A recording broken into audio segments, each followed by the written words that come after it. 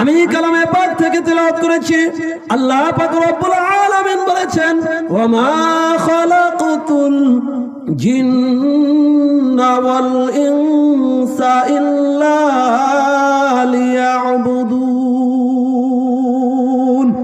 ও আমার মুহাব্বতের ছাগল গ্রামের মা বোনেরা, ও যুবক ভাইরা, ও মুরব্বী বাবারা, এটা আমার কথা নয়, আল্লাহ পাকের কথা।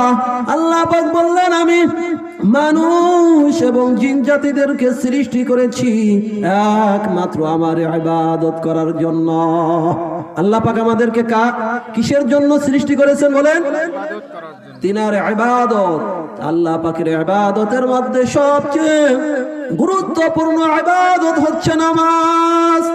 যে আয়াত আমি পড়তেছিলাম, আল্লাহ পাক রব্বুল আলামিন বলেছেন, ওয়া আকিমুস সালাতা ওয়া আতুজ যাকাত। আল্লাহ পাক রব্বুল আলামিন বলেন, ও আমার ঈমানদার বান্দা এবং বান্দিরা, তোমরা সকলে নামাজ আদায় করো। আমরা নামাজ তো আদায় করব, কিভাবে করব অনেকের জানা নাই। আল্লাহ পাক রব্বুল আলামিনের হাবিব বুখারী শরীফ প্রথম খণ্ডের 88 নম্বর পৃষ্ঠার ভিতর 2 নম্বর খণ্ডের 888 নম্বর পৃষ্ঠা সহ বিভিন্ন স্থানে বলেছেন, সাল্লু কামা রাআইতুমুনি উসাল্লি। আল্লাহ পাক রব্বুল আলামিনের হাবিব বলেন, আমি মুহাম্মদ রাসূলুল্লাহ, সকলে বলেন সাল্লাল্লাহু আলাইহি ওয়াসাল্লাম। রাসূল বলেন, আমি যেইভাবে নামাজ পড়েছি, তোমরা যেইভাবে আমাকে নামাজ পড়তে দেখেছো, তোমরাও সেইভাবে নামাজ আদায় করো। বলতে পারেন, হুজুর সাল্লাল্লাহু আলাইহি ওয়াসাল্লামকে তো দেখি নাই, কিভাবে নামাজ পড়ছে তাকে এইভাবে পাইব? আল্লাহ পাক রব্বুল আলামিনের হাবিব কিভাবে নামাজ পড়েছেন হাদিস শরীফের ভিতর আছে। উলামায়ে কিরাম জানে হাদিস কুরআন, উলামায়ে কিরামের নিকট আসেন। এই মাদ্রাসার বড় হুজুর আলহাজ আব্দুল মুমিন কারি সাহেব দামাত বারকাতুহুমের নিকট আসেন। এই মাদ্রাসার হাবেজ সাহেব হুজুরের কাছে আসেন যে, হুজুর নামাজ পড়বো কিভাবে, ওযু করব কিভাবে, আমাদেরকে শিখাইয়া দেন। দুনিয়ায় তো পেঁয়াজ লাগাবো, পেঁয়াজ কোন বীজ লাগাইলে পেঁয়াজে ফলন বেশি হবে, কোন সার দিলে পেঁয়াজ বেশি ফলন হবে, সুন্দর হবে, এটার পরামর্শ যদি না জানি, যে কৃষক ভালো এই ব্যাপারে অভিজ্ঞ, তার কাছে যাই না আমরা, বলেন? কিন্তু আমাদের আফসোস রে মুসলমান, আজকে আল্লাহ পাকের হুকুম সবচেয়ে গুরুত্বপূর্ণ ইবাদত নামাজ, সেই নামাজ তো আমি পারি না, কিন্তু যে পারে তার কাছে যাই না, শরম লাগে।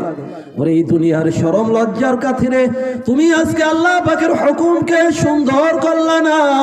মৃত্যুর পরে কোটি কোটি মানুষের সামনে যখন তোমাকে জিজ্ঞাসা করা হবে, তুমি নামাজ পড়ো নাই কেন, সুন্দরভাবে নামাজ পড়ো নাই কেন, তখন তুমি কি বলবা? তখন তো তোমার লজ্জার কোনো সীমাই থাকবে না। একটা হাদিসের কথা মনে হলো, এটা মাদ্রাসা হাদিসে পাকের ভিতর আসছে। আল্লাহ পাক রব্বুল আলামিনের হাবিব বলেছেন, যখন কোন ব্যক্তি কোরআন মুখস্থ করে আবার ভুলিয়া যায়, আবার কোরআন মুখস্থ করার চেষ্টা করে, আমাদের নামাজ পড়ার জন্য কমপক্ষে 5টা সূরা মুখস্থ থাকতে হবে না? সূরা ফাতিহা প্রত্যেক নামাজে পড়তেই হবে, এর সাথে 4 রাকাত নামাজে আরো 4টা সূরা মিলাইতে হবে। এরপরে আল্লাহু আকবার থেকে নিয়ে আসসালামু আলাইকুম ওয়া রাহমাতুল্লাহ, 2 দিকে সালাম ফেরানোর আগ পর্যন্ত যত দোয়া দুরুদ আছে, সানা, দুরুদ শরীফ, দোয়া মাসুরা, সুবহান, সিজদার তাসবিহ, রুকুর তাসবিহ ইত্যাদি, এইগুলো আমাদের শুদ্ধ করতে হবে না?